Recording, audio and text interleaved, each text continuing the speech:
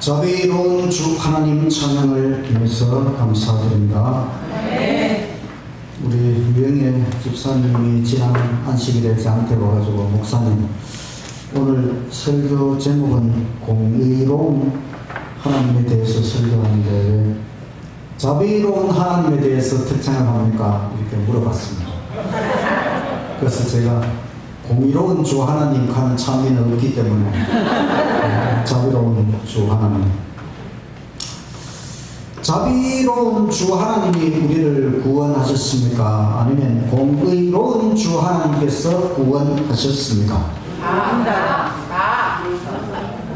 자비와 공의를 예수님의 십자가가 자비와 공의를 하나님께서 우리를 구원하시기 위한 자비에 의하여 십자가를 지셨지만 이 십자가는 우리의 죄에 대한 하나님의 공의를 충족시킨 것이기 때문에 이 십자가를 통해서 우리를 구원하시는 것이지요. 그래서 지난 안식일에는 자비로운 하나님에 대하여 말씀을 드렸고 오늘은 공의로운 하나님, 이런 제목으로 말씀을 드리겠습니다. 하나님의 중요한 속성 21가지에 대하여 계속하여 말씀을 드리고 있습니다. 자존, 삼위, 사랑, 창조, 초월, 관계, 편재, 주권, 지혜, 정령, 전지, 선함, 자비, 은혜에 대하여 말씀을 드렸고 오늘은 공의. 하나님은 공의이시다. 10편 89편 14절 주의 보좌의 기초는 공의와 정의이며 자비와 진리가 주를 앞서 수행하나이다. 하나님의 보좌, 하나님의 통치의 기초는 공의와 정의다. 하나님의 통치의 기초, 공의와 정의. 그런데 자비와 진리가 주를 앞서 수행하나이다. 그러면 공의가 중요하다는 것입니까? 자비가 중요하다는 것입니까?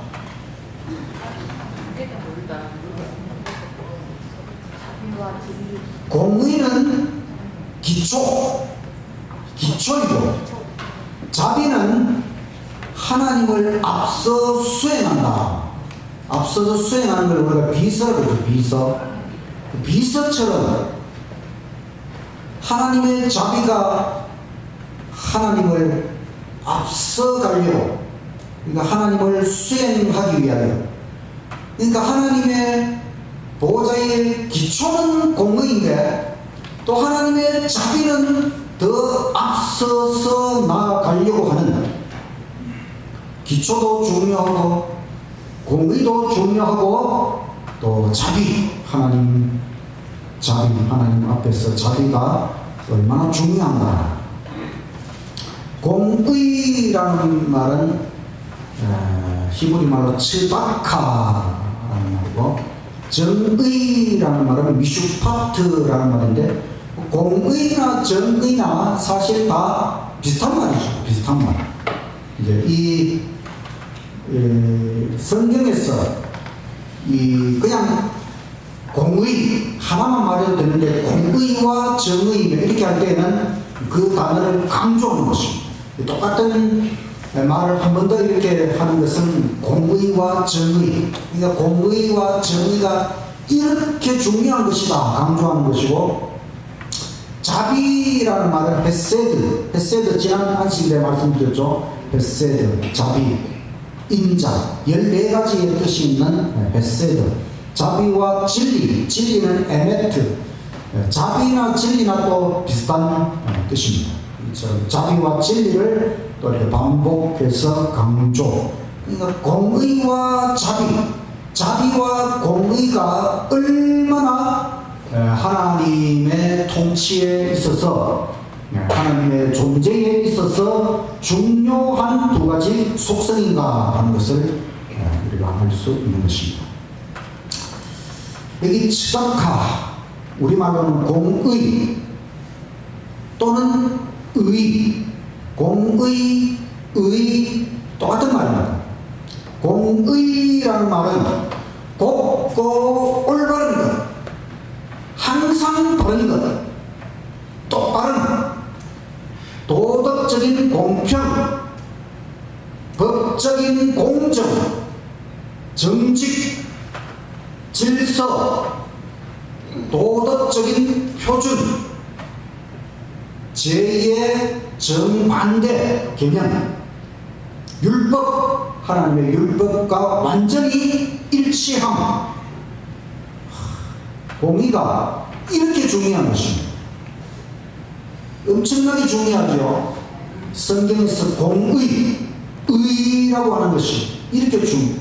의는 올바른, 공의는 모든 사람이 느끼는 올바름, 모든 사람이 야 저거 옳다, 저렇게 하는 것이 옳다, 이게 공의. 우리가 하나님은 사랑이시다 이렇게 말하는 것처럼 하나님은 공의이시다 이렇게 말해도 맞는 말입니다. 하나님은 사랑이시다 이 말처럼 하나님은 의로우시다, 하나님은 공의이시다, 이것이 매우 중요한 말씀이라고 하는 것을 오늘 말씀을 통하여 깨달으시기를 간절히 바랍니다. 하나님은 본질에 따라 행하신다. 하나님의 본질이 공의이시기 때문에 항상 하나님은 의롭게 행하시는 것입니다. 하나님은 본질적으로 의로우신 분이기 때문에 하나님은 모든 일을 의롭게 행하신다. 공정한 대통령, 미국의 초대 대통령 워싱턴, 이분이 대통령 일을 하는데 국가의 아주 중요한 요직을 자리는 하는데 이 자리를 원하는 사람이 2명이 있었어요. 한 명은 이 대통령 친구고 또 한 명은 그러니까 정치적인 라이벌. 누구를 그 중요한 자리에 앉혀야 될 것이냐, 친구를 앉힐 것이냐, 아니면 자기의 라이벌, 정치적인 라이벌을 그 자리에 앉힐 것이냐, 누구를 채용해야 될까? 누구를 해야 되겠습니까? 친구는 뭐 정말 마음이 서로 잘 통하고 서로 좋으니까 친구가 되겠죠. 근데 이 대통령이 생각하기를, 그래, 내가 친구를 안 치면 별 어려움 없이 하겠지만, 그러나 이 중요한 자리는 사실은 내 친구보다는 내 정치적 라이벌, 그 사람이 사실은 훨씬 더 이 직무를 잘 수행할 수 있다, 이렇게 생각을 해서 친구가 아니라 정치적인 라이벌을 그 자리에 앉혔다. 자, 이 대통령이 공정한 대통령이라고 생각하십니까? 네. 근데 사실 우리가 이렇게 공정하게 되기가 상당히 어렵습니다. 왜냐하면 우리 인간은 복합적 인간, 그러니까 우리는 참 복잡해요. 사람은 복잡합니다. 우리 머릿속에는 공의, 자비, 선, 사랑, 은혜, 이와 같은 것들과 함께 우리는 죄, 불완전, 죄로 말미암아 우리는 불완전해요. 그러니까 사실은 이와 같은 것들이 우리 머릿속에서는 하나로 딱 통일되어 있지 않습니다. 근데 하나님은 공의와 자비, 완전히 하나님 안에서는 하나로 통일되어 있습니다. 그러니까 하나님은 자비와 공의 어느 한쪽에도 치우치지 않고 또 서로 충돌하지도 않고 이것이 균형과 조화를 완전하게 이루고 있다. 그래서 하나님은 공의시다. 시편 89편 14절 주의 보호자의 기초는 공의와 정의, 자비와 진실이 주를 앞서 수행하나이다. 하나님의 보호자의 기초, 공의와 정의는 정말 말 그대로 기초, 흔들리지 않는 기초이고 그러면서도 자비와 진실이 주를 앞서 수행하고 있다. 공의 또는 의라는 하나님의 속성은 다른 여러 가지 속성들과 깊은 연관이 있어요.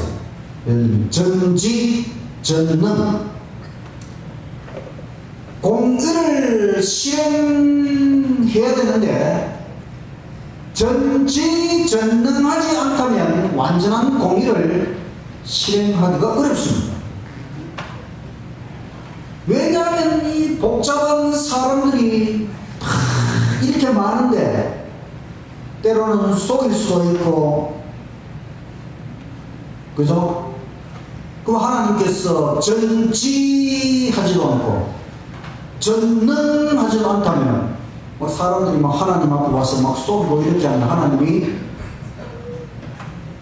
그러나 하나님은 전지 모든 것을 아시고 전능 모든 것을 할 수 있기 때문에 이 우주 안에서 완전한 공의를 실행할 수 있다.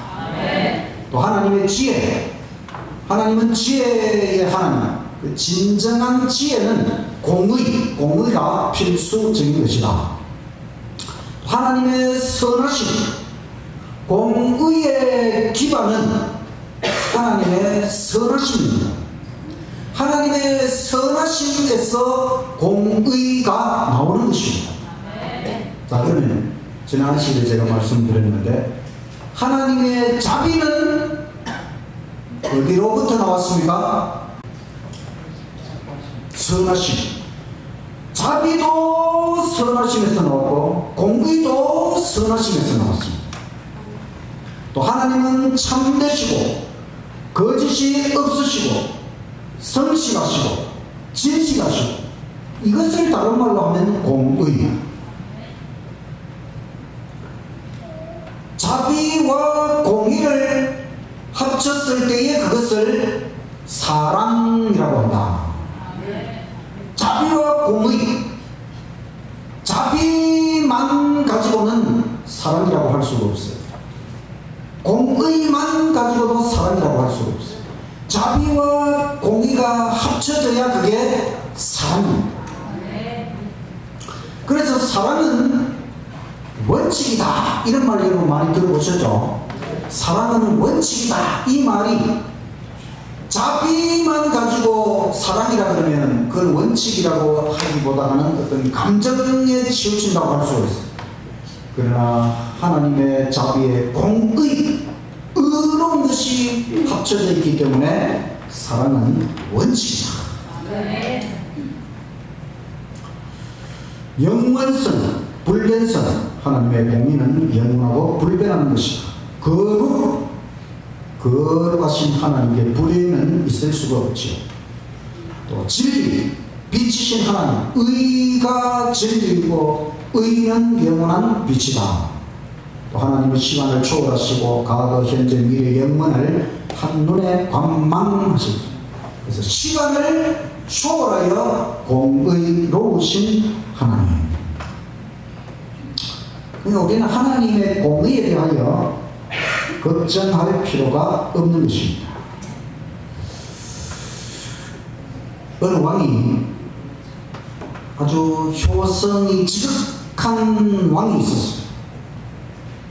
그런데 이 왕이 또 백성들을 잘 다스리기 위해서 아주 공의롭게 법을 지키는 그런 통치를 했습니다.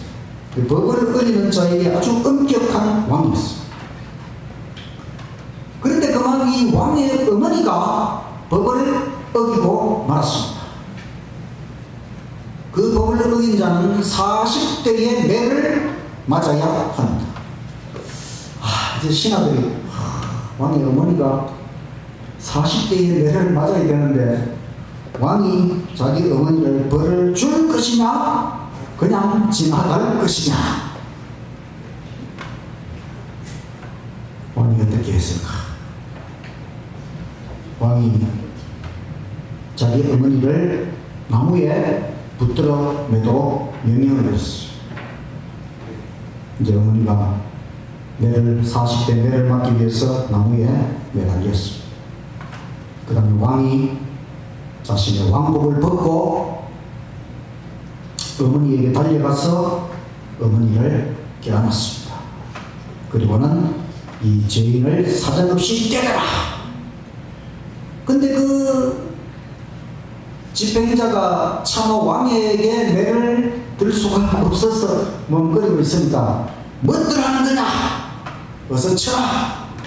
그래서 왕이 어머니를 대신하여 40대 매를 맞았습니다. 그러니까 이 왕은 어머니에 대한 효성도 지켰고 또 법을 집행하는 공의도 지켜내다. 그래서 완벽하게 지켰다고 할 수는 없겠지만 그래도 왕이 이 정도 노력은 한 것이지요. 이 정도면 이제 신하들이 왕을 정말 공의로운 왕으로 인정할 것 같습니까? 우리가 인간으로서 공의와 자비가 균형을 이룬 인간이 되도록 노력은 해야 된다는 것입니다. 하나님은 공의이십니다. 시편 89편 14절 주의 보호자의 기초는 공의와 정의이며 자비와 신실이 주를 앞서 수행하나이다. 하나님의 공의, 하나님 보호자의 기초, 하나님의 자비, 하나님을 앞서 나갈 만큼 하나님께 있어서 자비와 공의 이렇게 중요한 것이다. 하나님은 변함이 없습니다. 하나님의 공의는 아담이라는 뜻이 사람이라는 사람의 대표자 아담이 죄를 지었어요. 그러니까 죄인 아담에 대해 하나님은 사형을 선고했습니다. 그런데 하나님의 공의는 십자가 아래로 돌아온 자들에게 무죄를 선고하신다. 그러니까 우리 사람이 그냥 가만히 있으면 죄인이고 죽어야 될 죄인입니다. 그런데 우리가 십자가를 의지하고 십자가 아래로 나아가기만 하면 하나님께서 우리의 모든 죄를 용서하시고 무죄. 이것을 예수님을 믿음으로 말미암는 의라고 합니다. 의. 예수님을 믿음으로 말미암는 의. 이것입니다. 십자가가 하나님을 바꾼 것이 아니고 십자가가 상황을 바꾼 것입니다. 십자가는 하나님의 공의를 충족시킨 것입니다.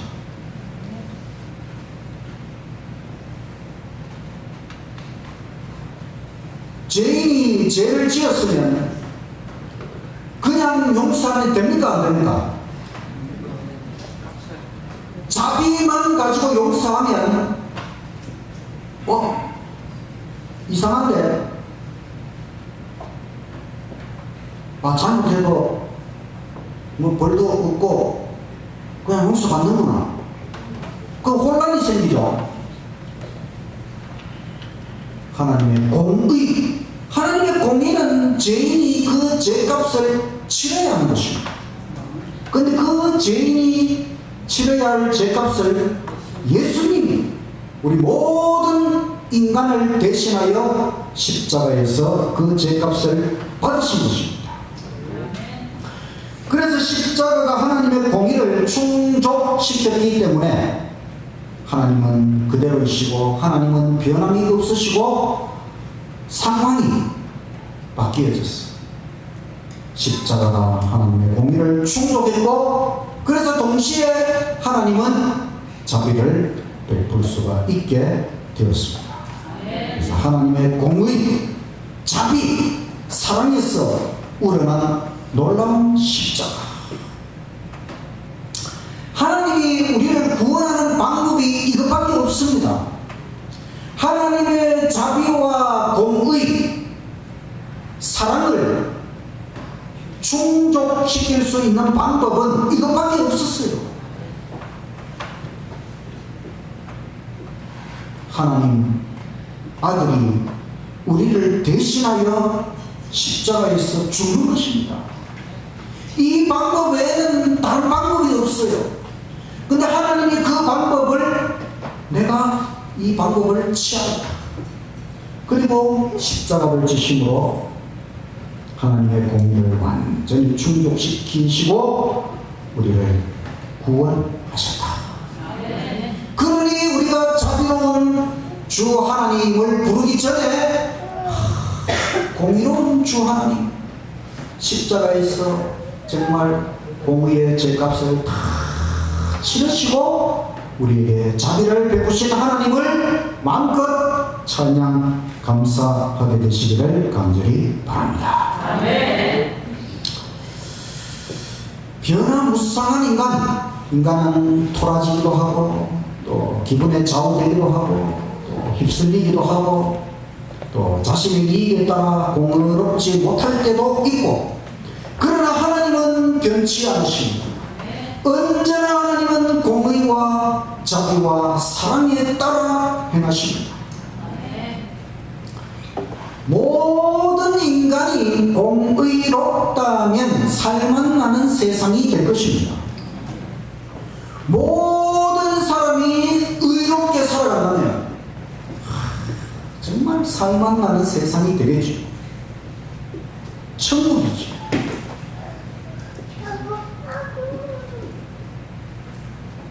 그러나 우리 모든 인간이 공의롭지 않지만 모든 것을 주장하시는 하나님이 공의이시기 때문에 다행입니다. 그래서 우리도 공의로운 인간으로 살아가기 위하여 노력을 해야 되는 것입니다. 공의, 자비, 사랑의 원칙을 가진 사람으로 살아가기 위하여 이 하나님을 닮기 위하여 하나님의 성품을, 하나님의 속성을 닮아가기 위하여 노력하고 애쓰는 저와 여러분이 되시기를 간절히 바랍니다. 공의롭지 못한 장군 요압 장군 여러분 잘 아시죠? 다윗이 왕위에 오르게 되었어요. 전부터 왕권이 확실하게 됐을까요? 그렇지 않습니다. 다윗이 몇 년 동안 왕을 했죠? 40년. 근데 처음 7년 정도는 자기 지파, 다윗이 무슨 지파입니까? 유다 지파. 그러니까 유다 지파, 자기 지파만의 왕이고 처음에는 나머지 지파들은 사울의 아들 이스보셋, 첫째 왕이 사울이잖아요. 사울 죽고 그 아들 이스보셋이 별도로 왕 노릇하려고 그 이제 자기 힘으로 그래 한 게 아니고 그 아브넬이라고 하는 장군이 그 사울 아들 이스보셋을 이렇게 힘을 실어주면서 이 왕노릇을 하도록 그렇게 해줬어요. 그러니까 이제 다윗이 전체 이스라엘을 다스리는 왕으로 처음부터 그렇게 한 것이 아니고 처음에는 유다 지파만의 왕으로 그렇게 했어요. 근데 이제 이 아브넬 장군이 가만 보니까 이 사울의 아들 이스보셋을 왕으로 삼는 것은 이게 오래 못 가겠구나 이런 생각을 하고는 이제 이 아브넬 장군이 다윗에게 가서 협상을 하는 뭐냐면 이제 이 전체 이스라엘 족속을 다 다윗이 다스릴 수 있도록 협조를 하겠다.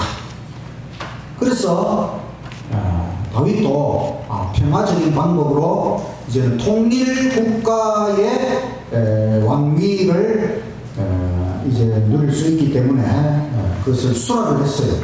그래서 이제 아브넬 장군하고 협정을 맺고 안전하게 돌려보냈습니다.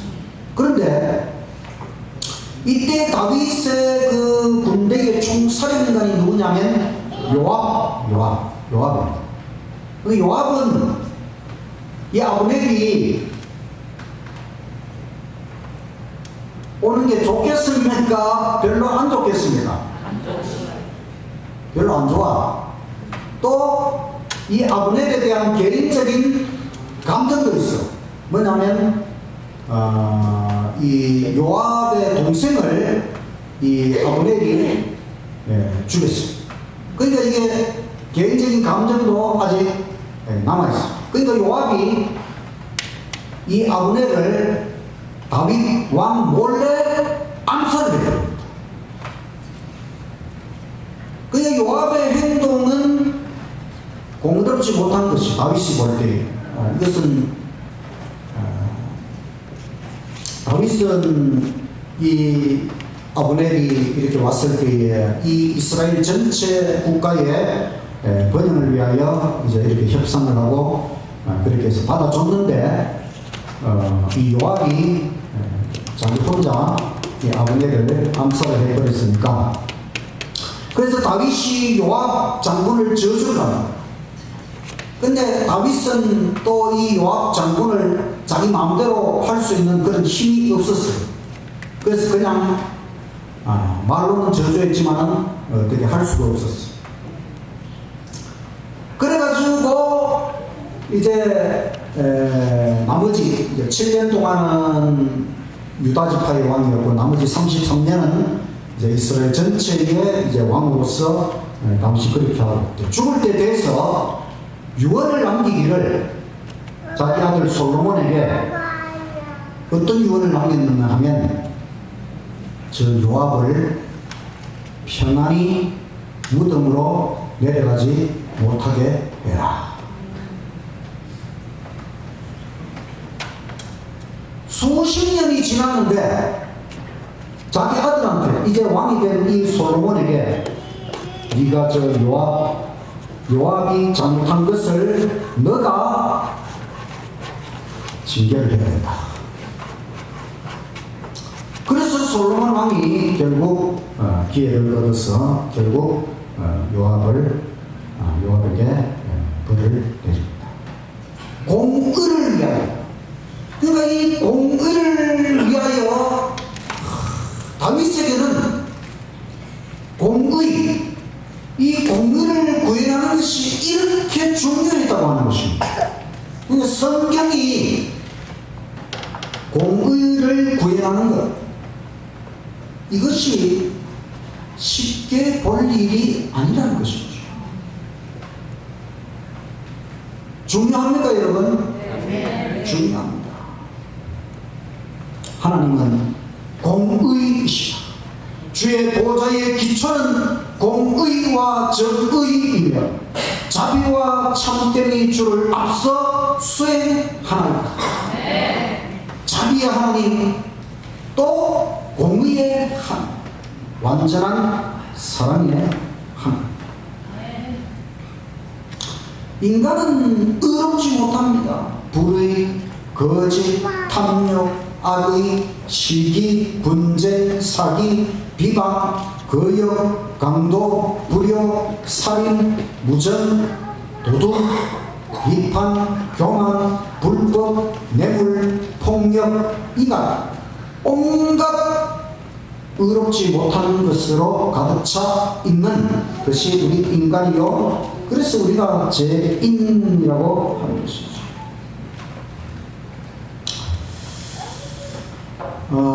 베스트셀러 중에 정의란 무엇인가 이런 책 여러분 혹시 보셨어요? 이게 그 하버드 대학교 20년 동안 연속 최고의 명강의 마이클 샌델이라고 하는 교수가 정의란 무엇인가? 정의, 공의, 정의가 무엇이냐? 정의로워야 할 것이 법조계, 정치계, 정의로워야 된다고 생각하십니까, 여러분?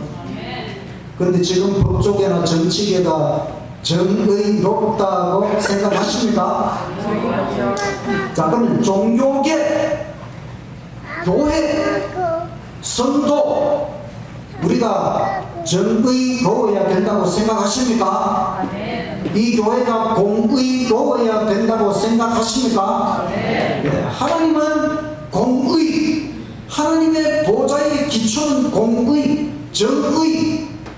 그러니까 이 교회 성도들이 공의로운 것, 정의로운 것, 의로운 것, 올바른 것 대단히 중요한 것입니다. 화병의 최고 원인이 억울한 것. 이 일이 공의롭게 되지 못했기 때문에 그게 화병.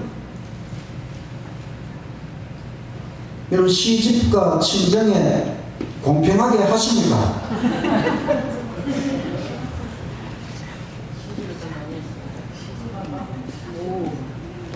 그리스도인은 가장 공의로워요.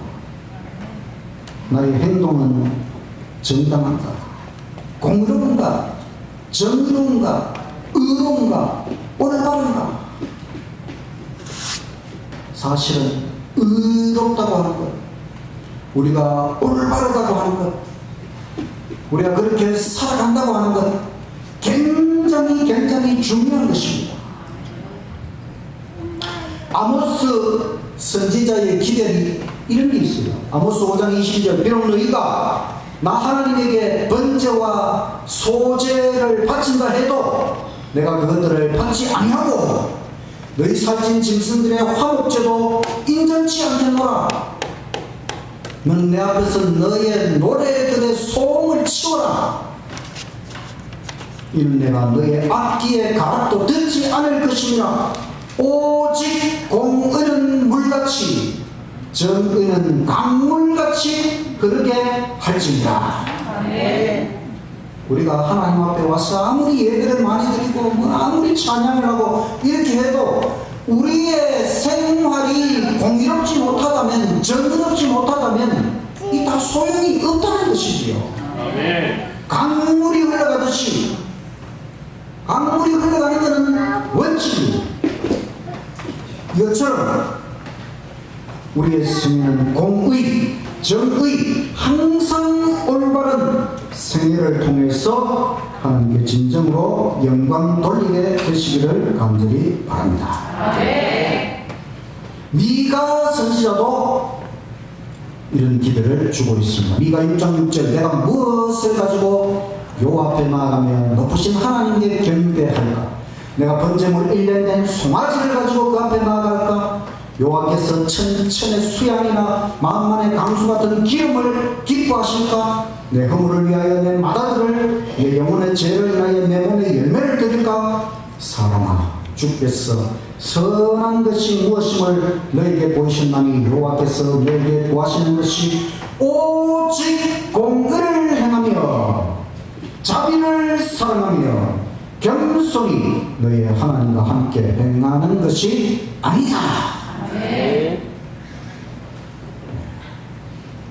희생제물 아무리 많이 가지고 하나님 앞에 가져가도 사실 하나님이 그 수많은 양들과 소와 비둘기와 이 모든 동물의 희생 제사를 하나님이 그거 받고 좋아하는 게 아닙니다. 그 모든 거 하나님 그 짐승들을 살리기를 원하시니 그 죽는 것을 하나님 원하시는 게 아니죠. 그 모든 것이 표상하는 것은 우리 죄를 대신하여 십자가에서 죽으시는 하나님의 어린 양 예수님을 표상하는 것입니다. 그 예물을 드리고 나면 우리의 삶이 바뀌어서 이제는 죄를 짓지 않고 의로운 공의로운 삶을 살아가도록 하는 것이 이 희생 제물 제사의 목표입니다. 그것도 모르고 아무리 제물을 드려도 소용이 없다. 오직 공의를 행하라. 자비를 사랑하라. 겸손히 하나님과 우리의 삶에 행동에 생각에 우리의 마음에 우리의 성품에 진정한 변화가 일어나야만 하나님의 뜻이 실현되는 것이고 하나님 앞에 영광이 될 수가 있다. 여기 오늘 시편 89편 14절에 이 공의라는 이 말이 다니엘서 8장 14절에 2300주야까지니 그때의 성소가 정결하게 되며 그 성소가 정결하게 된다는 그 말하고 시편 89편 14절의 공의라는 말하고 똑같은 말입니다. 치다카 정결 성소가 정결하게 된다 이 말하고 하나님은 공의 이 말하고 똑같은 말이라니까요. 이게 똑같은 말이야. 성소가 정결하게 된다는 말은 대속죄일에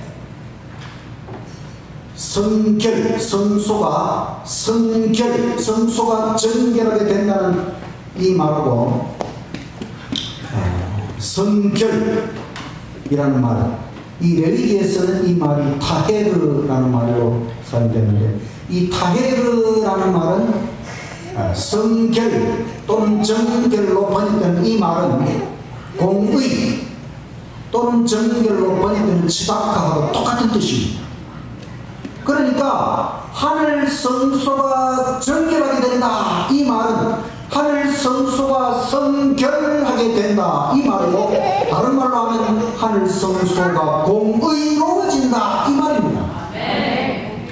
하늘 성소에서 우리의 모든 죄에 대한 문제가 처리되는 것입니다. 우리의 죄에 대한 모든 것이 완벽하게 처리되는 것을 성소가 정결하게 된다. 성소가 성결하게 된다. 그래야 공의가 실현되는 것입니다. 그렇다면 우리의 삶 속에서 우리의 삶이 성결해지고 우리의 삶이 공의로워져야 진정으로 하늘 성소가 정결하게 되었다고 선언할 수가 있겠지요. 예수님께서 하늘 지성소에서 우리의 모든 죄에 대한 문제를 다 대속죄하시고 무죄, 정결, 성결, 공의 선언을 하셨는데 막상 이 땅에 살아가는 우리의 삶은 여전히 불의한 가운데 있다면 공의롭지 못한 가운데 있다면 어떻게 하늘 성소가 진정으로 정결하게 되었다고 선언할 수 있겠는가? 하나님은 공의이시다. 이 세상에는 공의롭지 못한 일이 많습니다.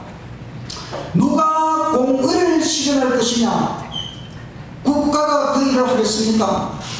경찰이 그 일을 하겠습니까? 검사나 판사가 대통령이 완전한 공의를 실현할 수 있겠습니까? 모든 인간의 억울함을 누가 해결할 것인가? 결국 하나님께서 다 처리하실 것이다. 마지막 때에 하나님의 심판도 의롭다. 하나님의 심판은 완전한 공의를 실현하기 위해서 이루어지는 것입니다. 그래서 하나님은 사랑이시다. 이것처럼 하나님은 의로우시다. 이 말도 진리인 것입니다. 이 선악의 대쟁투의 결론이 그것입니다. 하나님은 사랑이시다. 하나님은 의로우시다. 하나님이 올바르시다. 하나님께 조금도 잘못이 없다고 합니다. 그래서 우리는 이제 칭의, 우리를 의롭다고 칭해주시는 그것만 생각하지 말고 우리가 진짜 의로운 인간, 공의를 행동으로 옮기는 인간으로 우리가 변화되어야 되는 것입니다. 고추 장사 저울을 버려요. 저희 아버지가 고추를 따서 말려서 100건이면 60kg이거든요. 그렇게 큰 부대에 담아서 이제 장에 팔러갔습니다. 고추 장사가 와서 이 고추 좋은데 몇 건입니까? 아버지가 100건입니다. 그럼 저울에 한번 따라봅시다. 고추 장사 저울에 딱 따라보더니 95건인데요. 아버지가 집에서 분명히 100건이었는데 내 저울에는 95건입니다. 그래서 이제 아버지가 5건 쏟고 이제 할 수 없이 팔았어요. 그럼 이거는 다시 집에 가져오기로 하고. 근데 다음에 이제 장에 갈 때는 이번에는 105건을 넣어가지고 그래 105건을 넣어가면은 100건을 해주겠지. 그래서 이제 갔어요. 그래 고추 장사 이제 105건짜리를 가지고 딱 달아보더니 95건인데 100건을 가져가도 95건, 105건을 가져가도 95건. 이 고추장사 저울은 뭐가 잘못됐길래? 그러니까 고추장사는 무조건 5건을 쏘기려고. 근데 아버지가 그거 알고 5건 더 넣었는데도 또 이번에는 10건을 쏘는 것이. 그러니까 이게 그래서 아버지가 저울 쏘기는 장사꾼에게는 팔 수 없어요. 그리고 그 사람은 절대로 이제 안 팔고 저울이 정확한 장사꾼에게 고추를 파셨다. 그 어릴 때 옆에서 아버지 장에 가서 다 이렇게 보고 경험한 것입니다. 우리가 모든 인간관계에서 공의의 저울, 우리 양심의 저울은 바로 하나님의 공의, 공의로우신 하나님을 바라볼 때에 우리가 하나님 앞에서 정말 내가 공의로운 인간이 되어야 되겠다. 공의를 실천해야 참된 의라고 할 수가 있지요. 공의로운 하나님을 믿는 우리 모든 성도들, 우리의 삶 속에서, 모든 삶 속에서 공의, 의로, 올바른 것, 참된 것 실천할 수 있도록 끝까지 하나님 안에서 노력하고 애쓰는 저와 여러분이 되시기를 간절히 바라면서 말씀을 마치겠습니다.